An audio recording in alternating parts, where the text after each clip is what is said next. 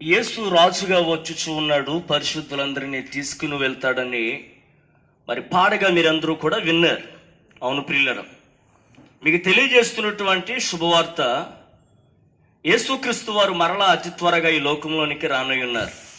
అవునండి, ఆయన మహామహిమతోనూ ఆర్భాటముతోనూ దేవుని బోరుతోనూ రాజులకు రాజుగాను ప్రతి ప్రభువులకు ప్రభువుగాను మహామహిమతో యేసుక్రీస్తు వారు ఈ లోకంలోనికి రానయ్యున్నారు.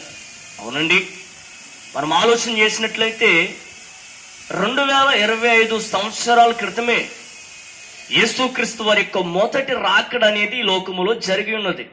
అవును ప్రియులారా, ఆయన మొదటి రాకడలో ఏ విధంగా వచ్చిన్నాడో అని ఆలోచన చేస్తే, లోక పాప పరిహారం కొరకు వదకు తేబడిన గొర్రెపిల్ల వలె దాసుని స్వరూపమును ధరించిన రిక్తునుగా దీనునిగా కన్యక గర్భము గుండా ఈ లోకంలోనికి దిగవచ్చి సర్వ మానవాళి పాపములు పరిహరించుట కొరకు ఆయన శిలువలో మరణించి సమాధి చేయబడి మరలా తిరిగి సజీవునిగా మృతులలోంచి లేచి మరి పరలోక రాజ్యానికి వెళ్ళారు.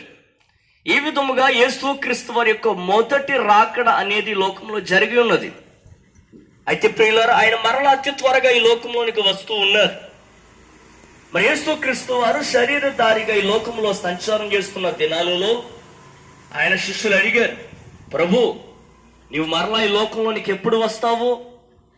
నీ రాకుడకు ఇక యుగ సమాప్తికి సూచనలు సంకేతాలు ఏమిటని ప్రభుని అడిగారు. ఆ సమయమున యేసుక్రీస్తు వారు కొన్ని సూచనలు మరి కొన్ని సంకేతాలు తెలియజేశారు.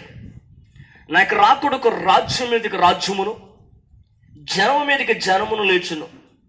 మీరు యుద్ధముల గురించి, యుద్ధ సమాచారాల గురించి వింటారని, అక్కడక్కడ కరువులను భూకంపములను సంభవిస్తాయని, మనుషులందరూ భయోత్పాతమైన విషయాలు వింటారని, మరి సమాధానం లేక మరి సమాధానం కోసం వెతుకుచూ ఉంటారని యేసుక్రీస్తు వారు కొన్ని సూచనలు తెలియజేశారు. అవును ప్రియులారా, నేటి దినాలలో మనం చూసినట్లయితే ఇవన్నీ కూడా జరిగినవి, జరుగుతూ ఉన్నవి. భయంకరమైనటువంటి విపత్తులు మనం చూస్తూ ఉన్నాం.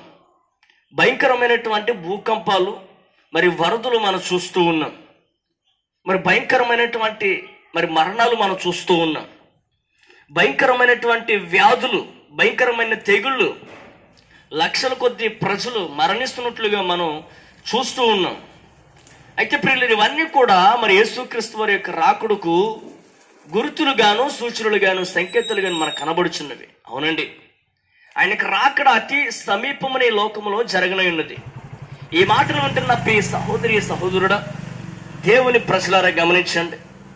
ప్రభువు యేసుక్రీస్తు వారు సర్వ మానవాళి విషయం ఆ యొక్క సిలువలో చేసిన యొక్క పుణ్య కార్యాన్ని ఎందరైతే విసర్జిస్తూ ఉన్నారో, ఎందరైతే ఆయనను తమ స్వంత రక్షకునిగా, ప్రభువుగా, దేవునిగా అంగీకరిస్తూ ఉన్నారో, వారు ఎట్టి కర్మ పరులైనను యేసుక్రీస్తునందలి విమోచనము ద్వారా మరి ఉచితముగా నీతిమంతులుగా తీర్చబడుచు ఉన్నారు. కాబట్టి ప్రియులారు, సిద్ధపడండి, ప్రభు చెంతకు చేరండి. దేవుడు మీ అందరినీ దీవించునుగాక.